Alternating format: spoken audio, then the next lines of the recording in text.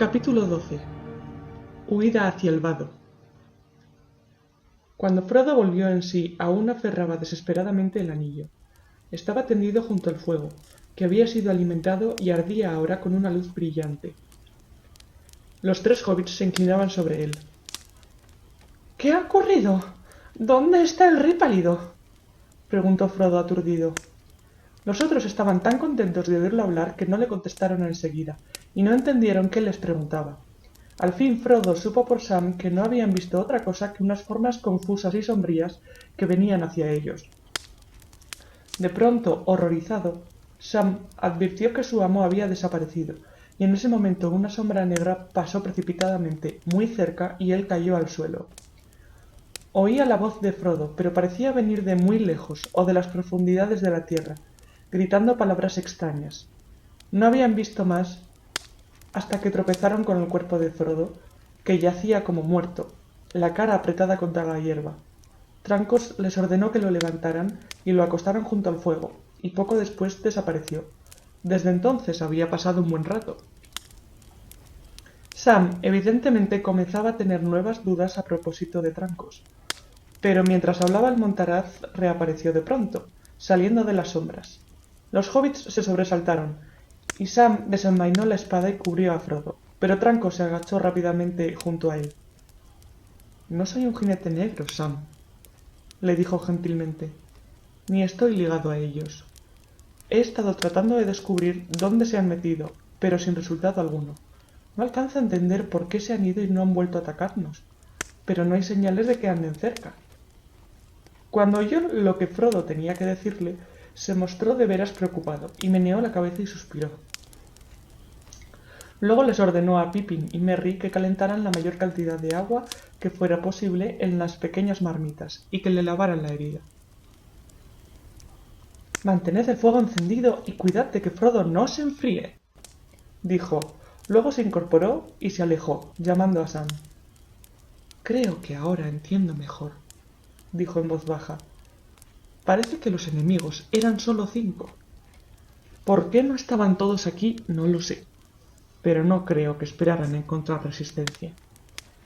Por el momento se han retirado, aunque temo que no muy lejos. Regresarán otra noche, si no logramos huir. Ahora se contentan con esperar, pues piensan que ya casi han conseguido lo que desean, y que el anillo no podrá escapárseles. Me temo, Sam, que imaginan que tu amo ha recibido una herida mortal, que lo someterá a lo que ellos decidan. Ya veremos». Sam sintió que el llanto lo sofocaba. «No desesperes», dijo Trancos. «Confía en mí ahora. Tu Frodo es de una pasta más firme de lo que yo pensaba, aunque Gandalf ya me lo había insinuado. No está muerto, y creo que resistirá el poder maligno de la herida mucho más de lo que sus enemigos suponen. Haré todo lo que esté a mi alcance para ayudarlo y curarlo. Cuídalo bien en mi ausencia». Se volvió rápidamente, desapareciendo de nuevo entre las sombras. Frodo dormitaba, aunque el dolor que le causaba la herida no dejaba de aumentar, y un frío mortal se le extendía desde el hombro hasta el brazo y el costado. Los tres hobbits lo cuidaban, calentándolo y lavándole la herida. La noche pasó lenta y tediosa. El alba crecía en el cielo y una luz gris invadía la cañada, cuando Trancos volvió al fin. «¡Mirad!», gritó, e inclinándose levantó del suelo una túnica negra que había quedado allí oculta en la oscuridad. Había un desgarrón en la tela, un poco por encima del borde inferior. «La marca de la espada de Frodo», dijo. «El único daño que le causó al enemigo, temo, pues es invulnerable, y las espadas que traspasan a ese rey terrible caen destruidas. Más mortal para él fue el nombre de Elbereth. Y más mortal para Frodo fue esto». Se agachó de nuevo y tomó un cuchillo largo y delgado. La hoja tenía un brillo frío. Cuando Trancos lo levantó, vieron que el borde del extremo estaba mellado y la punta rota.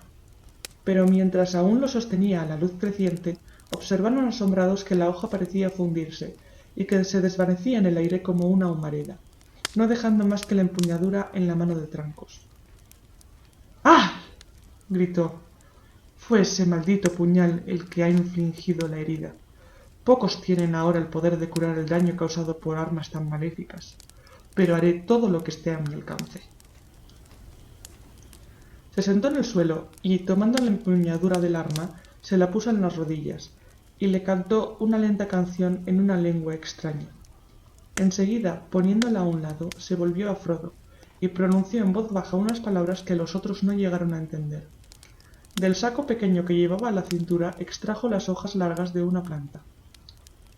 Estas hojas, dijo, caminé mucho para encontrarlas, pues la planta no crece en las lomas desnudas, sino entre los matorrales de allá lejos, al sur del camino. Las encontré en la oscuridad por el olor. Estrujó entre los dedos una hoja que difundió una fragancia dulce y fuerte. Fue una suerte que la haya encontrado, pues es una planta medicinal que los hombres del oeste trajeron a la Tierra Media. Acelas la llamaron, y solo crece en los sitios donde ellos acamparon o vivieron hace tiempo, y no se la conoce en el norte, excepto por aquellos que frecuentan las tierras salvajes. Tiene grandes virtudes curativas, pero en una herida semejante quizás sean insuficientes. Trancos echó las hojas en el agua hirviente y le lavó el hombro a Frodo. El aroma del vapor era refrescante, y los otros 3 hobbits sintieron que les calmaba y aclaraba las mentes.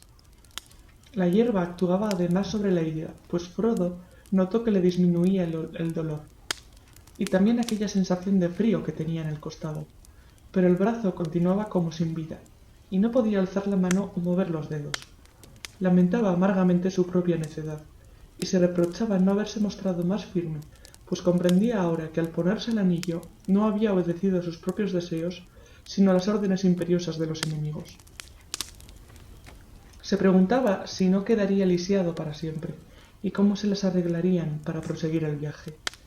Se sentía tan débil que ni siquiera podía ponerse de pie. Los otros discutían este mismo problema. Decidieron rápidamente dejar la cima de los vientos tan pronto como fuera posible. «Pienso ahora», dijo Trancos, «que el enemigo ha estado vigilando este sitio desde hace varios días. Si Gandalf llega a venir por aquí, tiene que haberse visto obligado a escapar y no volverá. De todos modos, y luego del ataque de anoche, correríamos grave peligro aquí si nos quedamos después de que oscurezca, y la situación no podría ser peor para nosotros en cualquier otro lugar». Tan pronto como se hizo de día, se prepararon una comida frugal y empacaron. Como Frodo no podía caminar, dividieron la mayor parte del equipaje entre los 4 y montaron a Frodo en el pony. En los últimos pocos días la pobre bestia había mejorado de modo notable. Ya parecía más gorda y fuerte, y había comenzado a mostrar afecto a sus nuevos dueños, sobre todo a Sam. El tratamiento que había recibido de Bill el Echal tenía que haber sido muy duro para que un viaje por tierras salvajes le pareciera mucho mejor que la vida anterior. Partieron en dirección sur. Esto significaba cruzar el camino, pero era el modo más rápido de llegar a regiones más arboladas. Y necesitaban combustible, pues Trancos decía que Frodo tenía que estar abrigado, especialmente por la noche, y además el fuego serviría para protegerlos a todos.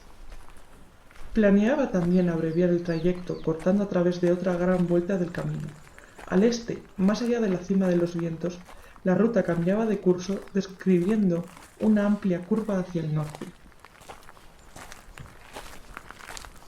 Marcharon lenta y precavidamente bordeando las faldas del sudoeste de la colina, y no tardaron en llegar al borde del camino. No había señales de los jinetes, pero en el mismo momento en que cruzaban deprisa alcanzaron a oír 2 gritos lejanos, una voz fría que llamaba y una voz fría que respondía. Temblando, se precipitaron hacia los matorrales que crecían al otro lado. El terreno descendía allí en pendiente hacia el sur, salvaje y sin ninguna senda. Unos arbustos y árboles raquíticos crecían en grupos apretados en medio de amplios espacios desnudos. La hierba era escasa, dura y gris, y los matorrales perdían las hojas secas. Era una tierra desolada, y el viaje se hacía lento y triste. Marchaban penosamente y hablaban poco.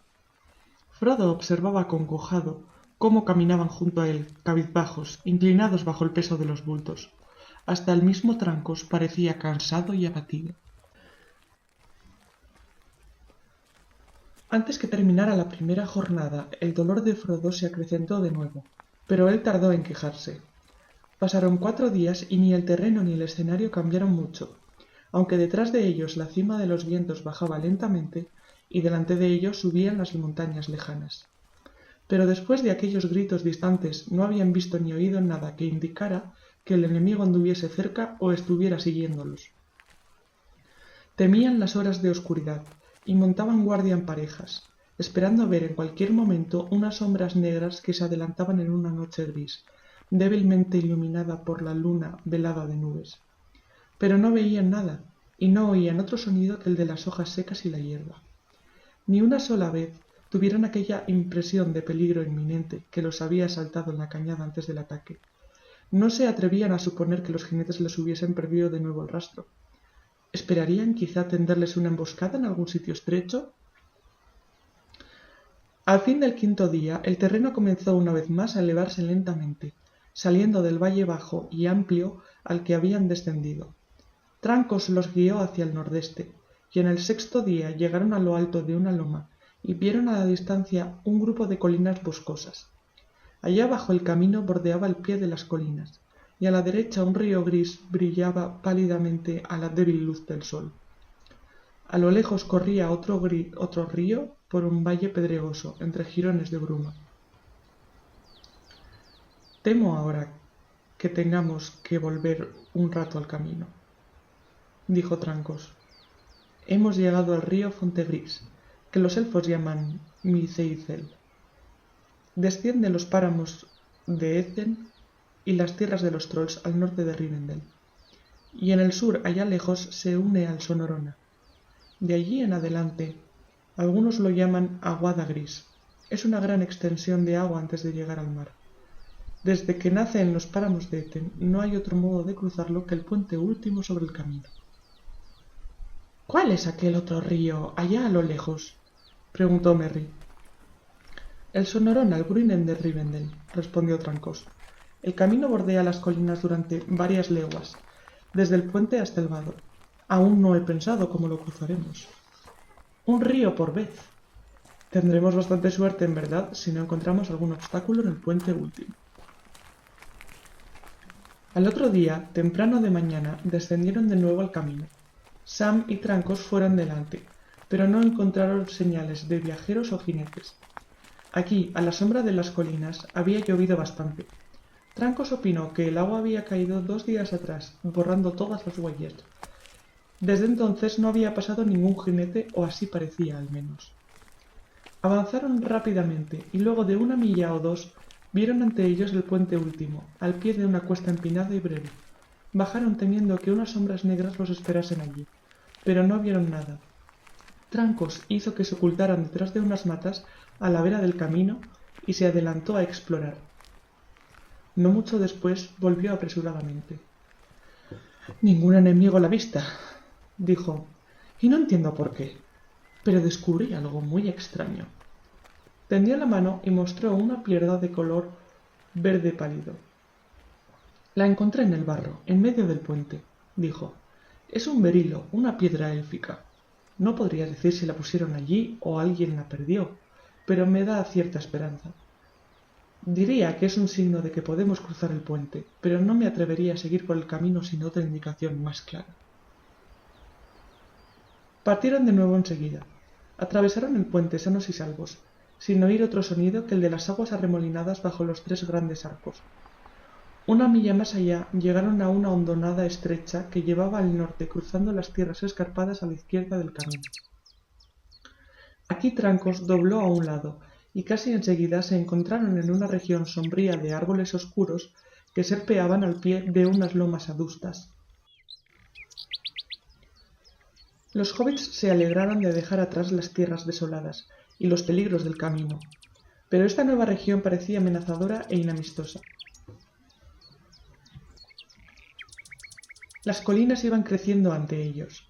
Aquí y allá, sobre alturas y crestas, vislumbraban unos antiguos muros de piedra y ruinas de torres de ominoso aspecto. Frodo, que no caminaba, tenía tiempo de mirar adelante y pensar.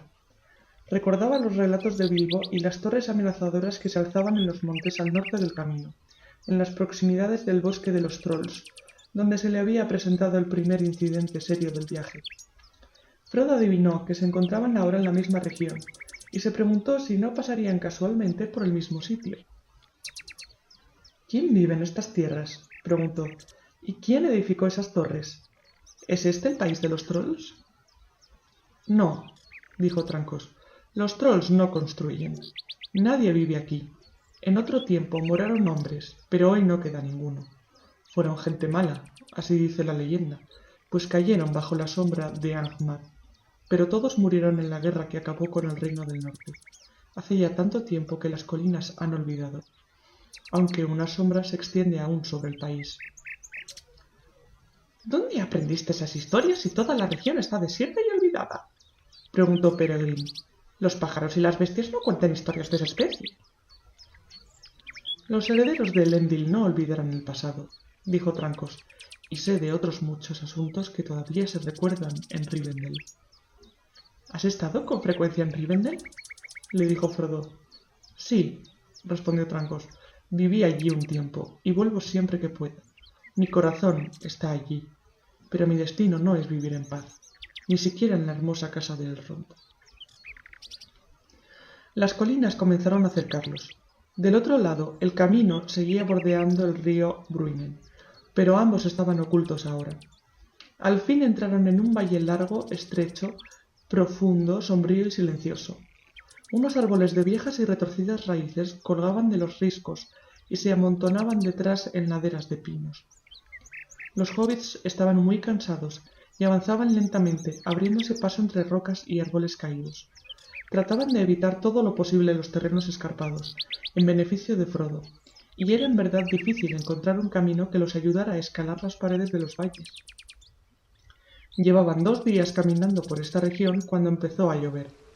El viento sopló del oeste vertiendo el agua de los mares lejanos sobre las cabezas oscuras de las lomas en una penetrante llovizna. Cuando llegó la noche estaban calados hasta los huesos, y no les sirvió de mucho acampar, pues no pudieron encender ningún fuego. Al día siguiente los montes se hicieron todavía más altos y escarpados, y se vieron obligados a desviarse de la ruta doblando hacia el norte. Trancos parecía cada vez más inquieto. Habían pasado 10 días desde que dejaron atrás la cima de los vientos, y las provisiones comenzaban a escasear. La lluvia no amainaba. Aquella noche acamparon en una estribación rocosa, una gruta poco profunda. Un simple agujero se abría en el muro de piedra. La herida le dolía más que nunca a Frodo, a causa del frío y la humedad, y sentía el cuerpo helado y no podía dormir. Se volvía, acostado, a un lado y a otro, escuchando medrosamente los furtivos ruidos nocturnos. El viento en las grietas de las rocas, el agua que goteaba, un crujido, una piedra suelta que rodaba por la pendiente. Sintió que unas formas negras se le acercaban queriendo sofocarlo, pero cuando se sentó no vio sino la espalda de Trancos, sentado con las piernas recogidas, fumando en pipa y vigilando. Se acostó de nuevo y se deslizó en un sueño intranquilo, y soñó que se paseaba por el césped del jardín de la comarca, pero el jardín era borroso e indistinto, menos nítido que las sombras altas y oscuras que lo miraban por encima del seto. Cuando despertó por la mañana había dejado de llover. Las nubes eran todavía espesas, pero estaban abriéndose, descubriendo pálidas franjas de azul. El viento cambiaba de nuevo. No partieron enseguida. Después del desayuno frío y escaso, Trancos se alejó solo, diciéndoles a los otros que esperaran al abrigo del acantilado. Trataría de llegar arriba, si le era posible, para observar la configuración del territorio. Regresó bastante desanimado. Nos hemos alejado demasiado hacia el norte, dijo, y tenemos que encontrar un modo de volver al sur. Si seguimos en esta dirección, llegaremos a los valles de Eten, muy al norte de Rivendell. Esta es una región de trolls que conozco poco. Quizá encontráramos un modo de atravesarla y de alcanzar Rivendell desde el norte, pero nos llevaría demasiado tiempo, pues no conozco el país, y se nos acabarían las provisiones. De un modo o de otro tenemos que encontrar el vado del Bruinen. Pasaron el resto del día arrastrándose sobre pies y manos por un terreno rocoso. Al fin, luego de cruzar un pasaje estrecho entre 2 lomas, encontraron un valle que corría hacia el sudeste. La dirección que deseaban tomar pero cuando el día ya terminaba, vieron que una cadena de tierras altas les cerraba de nuevo el paso. El borde oscuro, quebrado aquí y allá, se recortaba contra el cielo como los dientes mellados de una sierra. Tenían que elegir entre volverse o escalar la cadena de lomas. Decidieron intentar la ascensión, lo que fue demasiado difícil. Frodo no tardó en tener que desmontar y seguir a pie. Aun así, pensaron a menudo que no conseguirían que el pony subiera, o que ellos mismos encontraran algo parecido a un sendero, cargados como estaban. Casi no había luz, y se sentían agotados cuando al fin llegaron arriba. Estaban ahora en un paso estrecho entre dos elevaciones, y poco más allá el terreno descendía de nuevo abruptamente. Frodo se arrojó al suelo, y allí se quedó temblando de pies a cabeza. No podía mover el brazo izquierdo, y tenía la impresión de que unas garras de hielo le apretaban el costado y el hombro. Los árboles y rocas de alrededor parecían sombríos e indistintos. «No podemos seguir así», le dijo Merry a Trancos. «Temo que el esfuerzo haya sido excesivo para Frodo. Me inquieta de veras. ¿Qué vamos a hacer? ¿Piensas que podrían curarlo en Rivendell, si es que llegamos allí?» «Quizá», respondió Trancos. «No hay nada más que yo pueda hacer en el desierto, y es esa herida precisamente lo que me impulsa a que forcemos la marcha. Pero reconozco que esta noche no podemos ir más lejos». «¿Qué le ocurre a mi amo?», preguntó Sam en voz baja, mirando a Trancos con aire suplicante. «La herida es pequeña y está casi cerrada. No se le ve más que una cicatriz blanca y fría en el hombro». «Frodo ha sido alcanzado por las armas del enemigo», dijo Trancos, «y hay algún veneno o mal que está actuando en él, y que mi arte no alcanza a eliminar. Pero no pierdas las esperanzas, Sam». La noche era fría en lo alto de la loma. Encendieron un fuego pequeño bajo las raíces nudosas de un viejo pino que pendía sobre una cavidad poco profunda. Parecía como si en un tiempo hubiera habido allí una cantera de piedra. Se sentaron apretándose unos contra otros. El viento helado soplaba en el paso, y se oían los gemidos y suspiros de los árboles de la pendiente.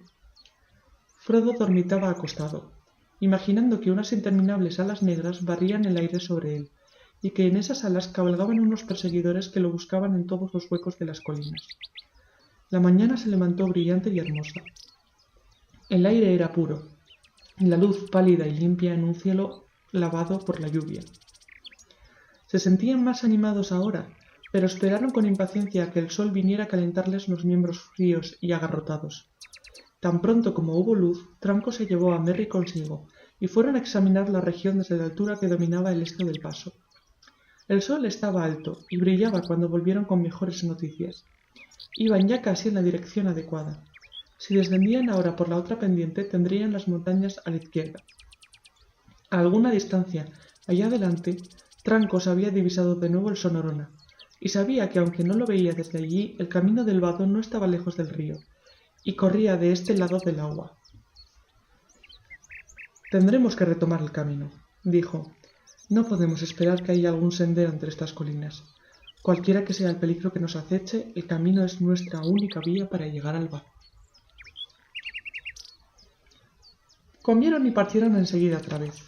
Bajaron lentamente por el lado sur de la estribación, pero el camino les parecía mucho más fácil, pues la ladera caía menos a pique de este lado, y al cabo de un momento Frodo pudo montar de nuevo al pony. El pobre y viejo animal de Billy el Echal estaba desarrollando un talento inesperado para elegir el camino y evitar a su jinete todas las sacudidas posibles. El grupo recobró el ánimo, y aún Frodo se sintió mejor a la luz de la mañana, aunque de cuando en cuando una niebla parecía oscurecerle la vista, y se pasaba las manos por los ojos. Pippin iba un poco adelante. De improviso se volvió y los llamó. «¡Aquí hay un sendero!». Cuando llegaron junto a él, vieron que no se había equivocado. Allí comenzaba borrosamente un sendero tortuoso que subía desde los bosques y se perdía detrás de la cima de la montaña. En algunos sitios era casi invisible y estaba cubierto de malezas, obstruido por piedras y árboles caídos. Pero parecía haber sido muy transitado en otro tiempo. Quienes habían abierto el sendero eran de brazos fuertes y pies pesados. Aquí y allá habían cortado o derribado viejos árboles hendiendo las rocas mayores o apartándolas a un lado para que no les interrumpieran el paso. Siguieron la senda un tiempo, pues era el camino más fácil para bajar, pero se adelantaban con precaución, y a medida que se internaban en los bosques oscuros y la senda se hacía ancha y llana, iban sintiéndose más y más intranquilos. De pronto, saliendo de un cinturón de alisos, vieron que el sendero trepaba por una ladera empinada y se volvía en ángulo recto hacia la izquierda contorneando una estribación rocosa. Luego corría por terreno llano, al pie de un acantilado sobre el que asomaban unos árboles. En la pared de piedra había una puerta entreabierta que colgaba torcidamente de una bisagra. Se detuvieron frente a la puerta. Detrás había una cueva o una cámara de roca, pero no se alcanzaba a ver nada en la oscuridad. Trancos, Sam y Merry empujaron con todas sus fuerzas y alcanzaron a abrir la puerta un poco más. Y luego Trancos y Merry entraron en la cueva. No fueron muy lejos, pues en el suelo se veían muchas viejas osamentas y no había otra cosa cerca de la entrada que grandes jarras vacías y ollas rotas. «¡Una cueva de trolls, seguro! Si es que la hubo alguna vez», gritó Pippin. «Salid vosotros dos y huyamos. Sabemos ahora quién hizo el sendero y será mejor que nos alejemos enseguida». «No es necesario, me parece», dijo Trancos saliendo. «Es ciertamente una cueva de trolls, pero parece abandonada hace mucho. No hay por qué asustarse, creo. Pero descendamos con cuidado y ya veremos qué se presenta». La senda continuaba desde la puerta. Doblando a la derecha, cruzaba otra vez el terreno llano y se hundía en una ladera boscosa. Pippin, no queriendo mostrarle a Trancos que estaba todavía asustado, iba adelante con Merry. Sam y Trancos marchaban detrás, uno a cada lado del pony de Frodo, pues la senda era ahora bastante ancha como para que 4 o 5 hobbits caminaran de frente codo con codo.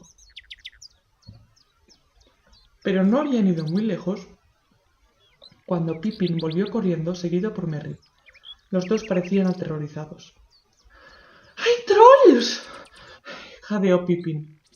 «En un claro del bosque, un poco más abajo. Alcanzamos a verlos entre los troncos. ¡Son muy grandes!». «Vamos a echarles un vistazo», dijo Trancos recogiendo un palo. Frodo no dijo nada, pero Sam tenía cara de espanto. El sol estaba alto ahora y relucía entre las ramas otoñales de los árboles, iluminando el claro con brillantes parches de luz. Se detuvieron al borde del claro y espiaron entre los troncos conteniendo el aliento. Allí estaban los trolls. 3 trolls de considerables dimensiones. Uno de ellos estaba inclinado y los otros 2 lo observaban.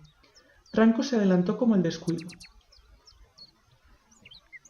«¡Levántate, vieja piedra!», dijo, y rompió el palo en el lomo del troll inclinado. No ocurrió nada. Un jadeo de asombro entre los hobbits y luego el mismo Frodo se echó a reír. «Bueno», dijo, «estamos olvidando la historia de la familia. Estos han de ser los 3 que atrapó Gandalf cuando discutían sobre la mejor manera de cocinar 13 enanos y un hobbit». «No tenía ni idea de que estuviésemos tan cerca del sitio», dijo Pippin, que conocía bien la historia, pues Bilbo y Frodo se la habían contado a menudo, aunque en verdad él nunca la había creído, sino a medias. Aún ahora miraba a los trolls de piedra con aire de sospecha, preguntándose si alguna fórmula mágica no podría devolverlos de pronto a la vida. «No solo olvidáis la historia de la familia, sino también todo lo que sabemos de los trolls», dijo Trancos. «Es pleno día, brilla el sol, y volvéis tratando de asustarme con el cuento de unos trolls vivos que nos esperan en el claro. De todos modos, hubieseis podido notar que uno de ellos tiene un viejo nido de pájaros detrás de la oreja. Un adorno de veras insólito en un troll vivo». Todos rieron. Frodo se sintió reanimado. El recuerdo de la primera aventura afortunada de Bilbo era alentador. El sol también calentaba y confortaba, y la niebla que tenía ante los ojos parecía estar levantándose. Descansaron un tiempo en el claro y almorzaron a la sombra de las grandes piedras de los trolls. «¿No cantaría alguien una canción mientras el sol está todavía alto?», preguntó Merry cuando terminaron de comer. «No hemos oído una canción o una historia desde hace días». «Desde la cima de los vientos», dijo Frodo. Los otros lo miraron. «No os preocupéis por mí», continuó. Me siento mucho mejor, pero no creo que pueda cantar. Quizás Sam recuerde algo. —¡Vamos, Sam! —dijo Merry—. Hay muchas cosas que guardas en la cabeza y que no muestras nunca. —No lo sé —dijo Sam—, pero ¿qué les parece esto? No es lo que yo llamaría poesía, si se me entiende. Es solo una colección de disparates. Me vino a la memoria mirando estas viejas estatuas. Se incorporó y con las manos unidas a la espalda, como si estuviese en la escuela, se puso a cantar una vieja canción. El troll estaba sentado en un asiento de piedra, mordiendo y masticando un viejo hueso desnudo. Había estado royéndolo durante años y años, pues un pedazo de carne era difícil de encontrar. Vivía solo en una caverna de las colinas, y un pedazo de carne era difícil de encontrar. Llegó Tom, calzado con grandes botas, y le dijo al troll: —¿Qué es eso, por favor? Pues se parece a la tibia de mi tío Tim, que tendría que estar en el cementerio. Hace ya muchos años que Tim se nos ha ido, y aún tendría que estar en el cementerio. —Compañero —dijo el troll—, es un hueso robado, pero ¿de qué sirve un hueso en un agujero? Tu tío estaba muerto, como un lingote de plomo, mucho antes de que yo encontrara esta tibia. Puede darle una parte a un pobre viejo troll, pues él no necesita esta tibia. —No entiendo por qué las gentes como tú —dijo Tom— han de servirse libremente la canilla o la tibia de mi tío. Pásame entonces ese viejo hueso. Aunque esté muerto, aún le pertenece. Pásame entonces ese viejo hueso. —Un poco más —dijo el troll sonriendo—, y a ti también te comeré y roeré las tibias. Un bocado de carne fresca me caerá bien. Estoy cansado de roer viejos huesos y cueros. Tengo ganas de comerte ahora mismo. Pensando aún que se había asegurado la cena, descubrió que no tenía nada en las manos, pues Tom por detrás se había deslizado, lanzándole un puntapié como buena lección. Un puntapié en las asentaderas, pensó Tom, será el modo de darle una buena lección. Más duros que la piedra son la carne y el hueso de un troll que está sentado a solas en la loma. Tanto valdría patear la raíz de la montaña, pues las asentaderas de un troll son insensibles. El viejo troll rió oyendo que Tom gruñía, y supo que el pie de Tom era sensible. Tom regresó a su casa arrastrando la pierna. El pie le quedó estropeado mucho tiempo, pero al troll no le importa, y está siempre allí, con el hueso que le birló al propietario. Las asentaderas del troll son siempre las mismas, y también el hueso que le birló al propietario. —Bueno, hay ahí una advertencia para todos nosotros —rió Merry—. Es una suerte que hayas utilizado un palo y no la mano, trancos. —¿Dónde aprendiste eso, Sam? —preguntó Pippin—. Nunca lo había oído antes. Sam murmuró algo inaudible. —Lo sacó todo de la cabeza, por supuesto —dijo Frodo—. Estoy aprendiendo mucho sobre Sam Gamgee en este viaje. Primero fue un conspirador y ahora es un juglar. Terminará por ser un mago o un guerrero. —Espero que no —dijo Sam—, ni lo uno ni lo otro. A la tarde continuaron descendiendo por la espesura. Seguían quizá aquella misma senda que Gandalf, Bilbo y los enanos habían utilizado muchos años antes. Luego de unas pocas millas llegaron a la cima de una loma que dominaba el camino. Aquí el camino había dejado atrás el angosto valle del Fontegris, y ahora se abrazaba a las colinas, bajando y subiendo entre los bosques y las laderas cubiertas de maleza hacia el vado y las montañas. No lejos de la loma, Tranco señaló una piedra que asomaba entre el pasto. Toscamente talladas y ahora muy erosionadas, podían verse aún en la piedra unas runas de enanos y marcas secretas. —Sí —dijo Merry—, esta ha de ser la piedra que señala donde estaba escondido el oro de los trolls. —¿Cuánto queda de la parte de Bilbo? —me preguntó Frodo. Frodo miró la piedra y deseó que Bilbo no hubiera traído de vuelta un tesoro más peligroso y más difícil de compartir. —Nada —dijo—, Bilbo lo regaló todo. Me dijo que no creía que le perteneciera, pues había estado en manos de ladrones. El camino se extendía bajo las sombras alargadas del atardecer, apacible y desierto. No había otra ruta posible, de modo que bajaron por el barranco y torciendo a la izquierda marcharon a paso vivo. Pronto la estribación de una loma interceptó la luz del sol que declinaba rápidamente. Un viento frío venía hacia ellos desde las montañas que sobresalían hacia allá adelante. Empezaban a buscar un sitio fuera del camino donde pudieran acampar esa noche, cuando oyeron un sonido que los atemorizó de nuevo, unos cascos de caballo que resonaban detrás. Volvieron la cabeza, pero no alcanzaron a ver muy lejos a causa de las vueltas y revueltas del camino. Dejaron deprisa la calzada y subieron internándose entre los profundos matorrales y brezos y arándanos que cubrían las laderas, hasta que al fin llegaron a un monte de castaños frondosos. Espiando entre la maleza podían ver el camino, débil y gris a la luz crepuscular allá abajo, a unos 30 pies. El sonido de cascos se acercaba. Los caballos galopaban, con un leve tiquititac, tiquititac. Luego, débilmente, como si la brisa se los llevara, creyeron oír un repique apagado, como un tintineo de campanillas. «Eso no suena como el caballo de un jinete negro», dijo Frodo, que escuchaba con atención. Los otros hobbits convinieron en que así era, esperanzados, aunque con cierta desconfianza. Tenían miedo de que los persiguieran desde hacía tanto tiempo que todo sonido que viniera de atrás les parecía amenazador y hostil. Pero Trancos se inclinaba ahora hacia adelante, casi tocando el suelo, con la mano en la oreja y una expresión de alegría en la cara. La luz disminuía y las hojas de los arbustos susurraban levemente. Más claras y más próximas las campanillas tintineaban, y tiquitac venía el sonido de un trote rápido. De pronto apareció allá abajo un caballo blanco, resplandeciente en las sombras, que se movía con rapidez. El cabestro centelleaba y fulguraba a la luz del crepúsculo, como tachonado de piedras preciosas que parecían estrellas vivientes. El manto flotaba detrás, y el caballero llevaba quitado el capuchón. Los cabellos dorados volaban al viento. Frodo tuvo la impresión de que una luz blanca brillaba a través de la forma y las vestiduras del jinete, como a través de un velo tenue. Trancos dejó de pronto el escondite y se precipitó hacia el camino, gritando y saltando entre los brezos.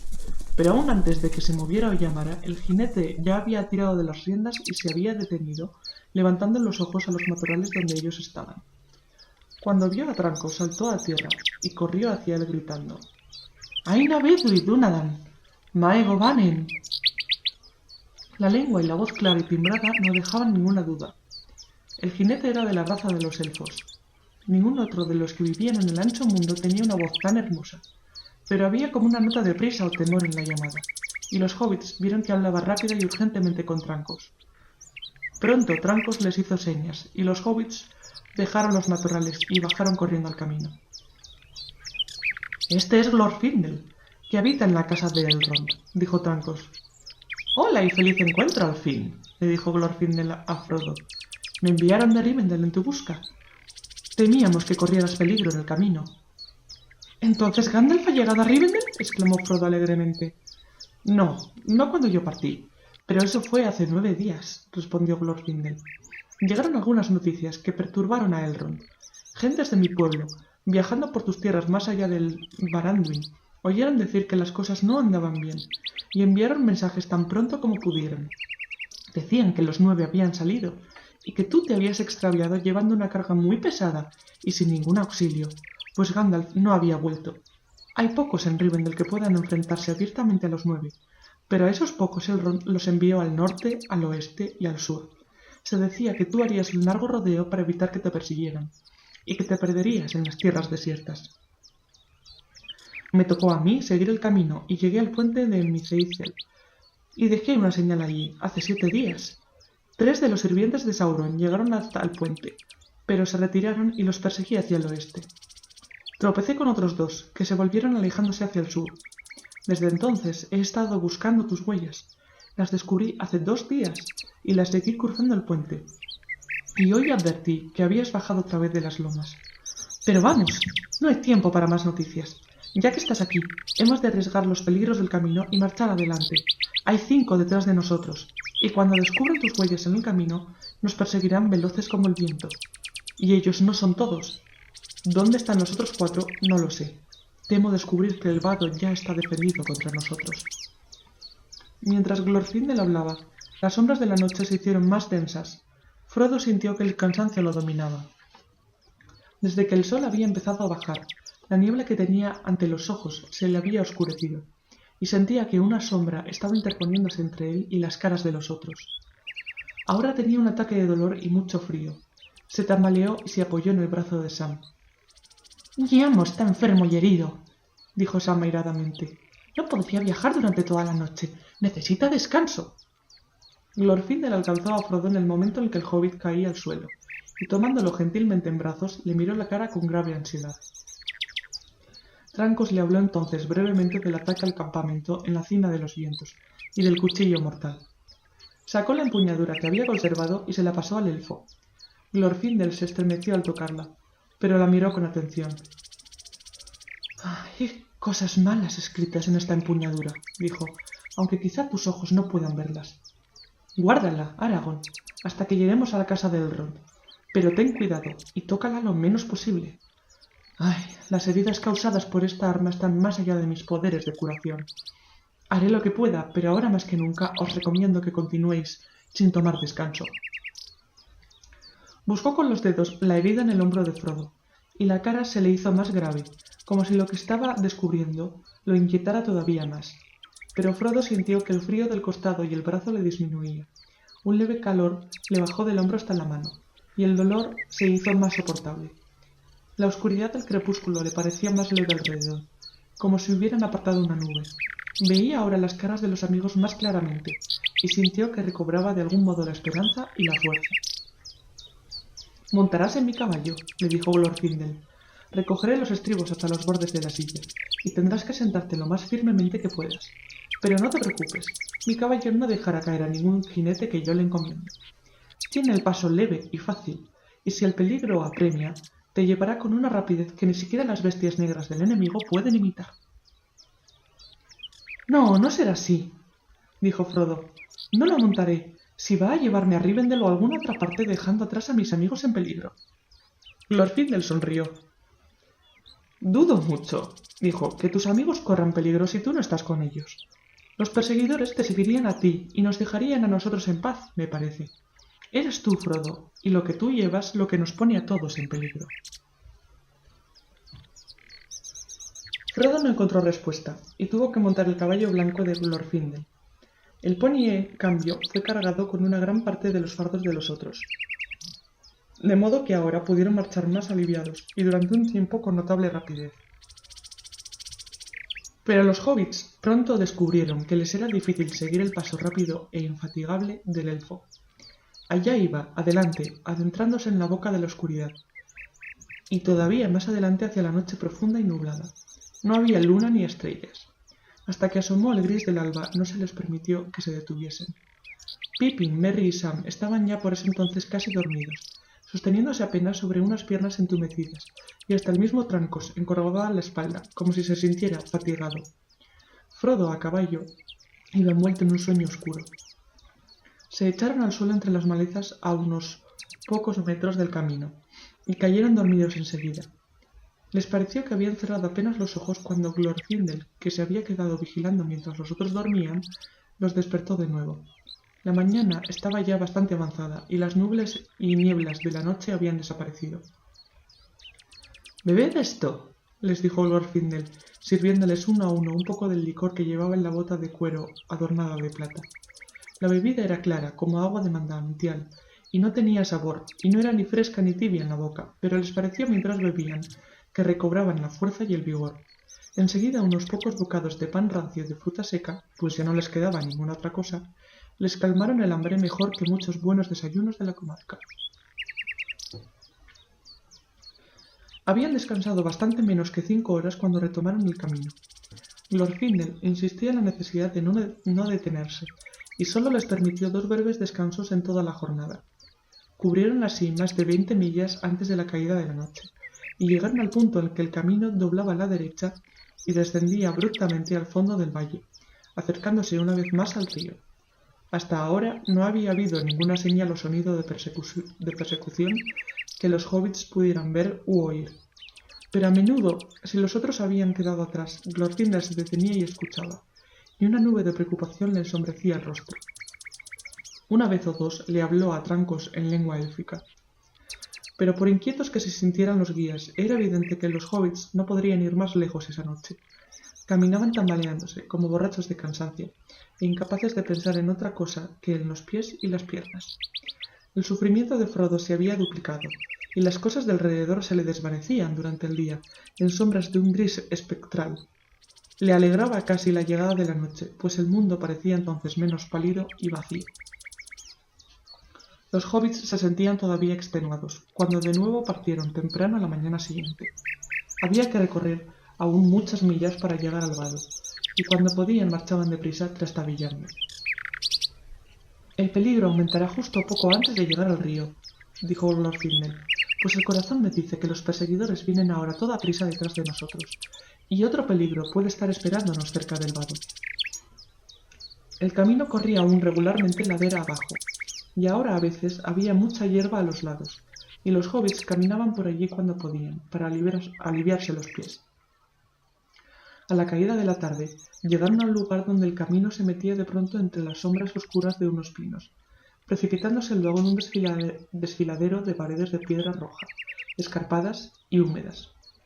Unos ecos resonaron mientras se adelantaban deprisa, y pareció oírse el sonido de muchos pasos que venían detrás. De pronto, el camino desembocó otra vez en terreno despejado, saliendo del túnel como por una puerta de luz. Allí, al pie de una ladera muy inclinada, se extendía una llanura de 1 milla de largo, y luego el vado del Rivendell. En el otro lado había una loma escarpada de color ocre, recorrida por un sinuoso sendero, y más allá se superponían unas montañas altas, estribación sobre estribación y cima sobre cima, en el cielo pálido. Detrás se oía todavía un eco, como si unos pasos vinieran siguiéndolos por el desfiladero. Un sonido impetuoso, como si un viento soplara derramándose entre las ramas de los pinos. Glorfindel se volvió un momento a escuchar, y dio un salto gritando. ¡Huid! ¡Huid! ¡El enemigo está sobre nosotros! El caballo blanco se precipitó hacia adelante. Los hobbits bajaron corriendo por la pendiente. Glorfindel y Trancos lo siguieron como retaguardia. No habían cruzado aún la mitad del llano cuando se oyó un galope de caballos. Saliendo del túnel de árboles que acababan de dejar, apareció un jinete negro. Tiró de las riendas y se detuvo, balanceándose en la silla. Otro lo siguió, y luego otro, y enseguida otros 2. ¡Corre, corre!, le gritó Glorfindel a Frodo. Frodo no obedeció inmediatamente, como dominado por una extraña indecisión. Llevando el caballo al paso, se volvió para mirar atrás. Los jinetes parecían alzarse sobre las grandes sillas como estatuas amenazadoras, en lo alto de un cerro negro y macizo, mientras que todos los bosques y tierras alrededor se desvanecían como en una niebla. De pronto, el corazón le dijo a Frodo que los jinetes estaban ordenándole en silencio que esperara. Enseguida, y a la vez el miedo y el odio, despertaron en él. Soltó las riendas y, echando mano a la empuñadura de la espada, la desenvainó con un relámpago rojo. ¡Corre, corre!, gritó Glorfindel, y enseguida llamó al caballo con voz clara y alta en la lengua de los elfos. ¡Norolim, Norolim! ¡Asfaloth! Inmediatamente el caballo blanco se precipitó hacia adelante y corrió como el viento por la última vuelta del camino. Al mismo tiempo los caballos negros se lanzaron colina abajo persiguiéndolo, y se oyó el grito terrible de los jinetes, semejante a aquel que Frodo había oído alguna vez en la lejana cuadra del este, como un horror que venía de los bosques. Otros gritos respondieron, y entre la desesperación de Frodo y sus amigos, 4 jinetes más asomaron rápidamente entre los árboles y rocas que se veían a la izquierda a lo lejos. 2 fueron hacia Frodo, 2 galoparon como enloquecidos hacia el vado, intentando cerrarle el paso. Le parecía a Frodo que corrían como el viento, y que cambiaban rápidamente, haciéndose más grandes y más oscuros a medida que desde distintos sitios convergían hacia él. Frodo miró un instante por encima del hombro. Ya no veía a sus amigos.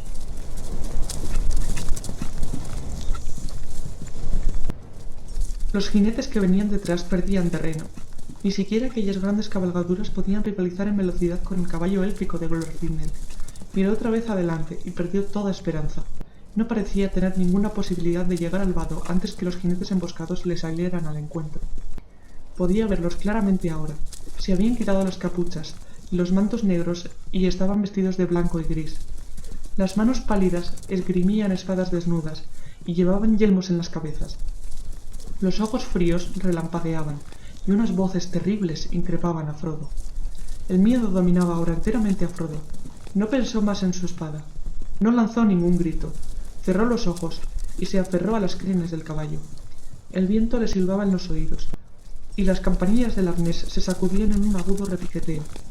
Un aliento helado lo traspasó como una espada, cuando en un último esfuerzo, como un relámpago de fuego blanco, volando como si tuviera alas, el caballo élfico pasó de largo ante la cara del jinete más adelantado.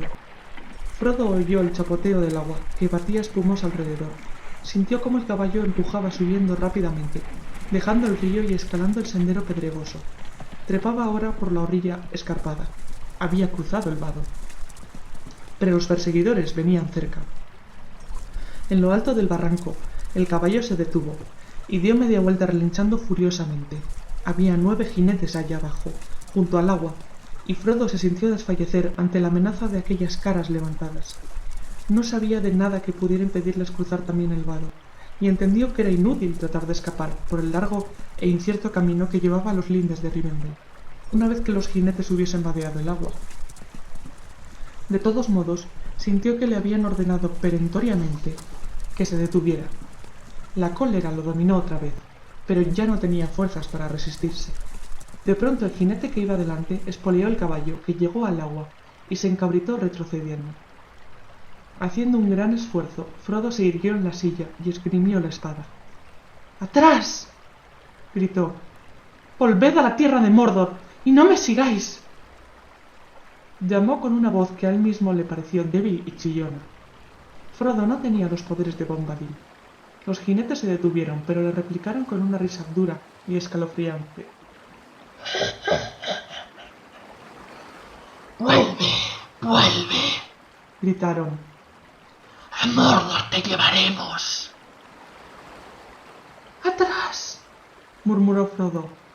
¡El anillo! ¡El anillo! Gritaron los jinetes con voces implacables, e inmediatamente el cabecilla forzó al caballo a entrar en el agua, seguido de cerca por otros 2 jinetes. ¡Por el Berez y Lúthien la Bella!, dijo Frodo con un último esfuerzo y esgrimiendo la espada. ¡No tendréis el anillo ni me tendréis a mí! Entonces el cabecilla, que estaba ya en medio del vado, se enderezó amenazante sobre los estribos y alzó la mano. Frodo sintió que había perdido la voz. Tenía la lengua pegada al paladar, y el corazón le golpeaba furiosamente. La espada se le quebró, y se le desprendió de la mano temblorosa. El caballo élfico se encabritó resoplando. El primero de los caballos negros ya estaba pisando la orilla. En ese momento se oyó un rugido y un estruendo, un ruido de aguas turbulentas que venía arrastrando piedras. Frodo vio confusamente que el río se elevaba, y que una caballería de olas empenachadas se acercaba aguas abajo. Unas llamas blancas parecían moverse en las cimas de las crestas, y hasta creyó ver en el agua unos jinetes blancos que cabalgaban caballos blancos con crines de espuma. Los 3 jinetes que estaban todavía en medio del vado desaparecieron de pronto bajo las aguas espumosas. Los que venían detrás retrocedieron espantados. Exhausto, Frodo oyó gritos, y creyó ver más allá de los jinetes que titubeaban en la orilla una figura brillante de luz blanca, y detrás unas pequeñas formas sombrías que corrían llevando fuegos, y las llamas rojizas refulgían en la niebla gris que estaba cubriendo el mundo. Los caballos negros enloquecieron, y dominados por el terror saltaron hacia adelante, arrojando a los jinetes a las aguas impetuosas. Los gritos penetrantes se perdieron en el rugido del río, que arrastró a los jinetes. Frodo sintió entonces que caía, y le pareció que el estruendo y la confusión crecían, y lo envolvían llevándoselo junto con sus enemigos. No oyó ni vio nada más.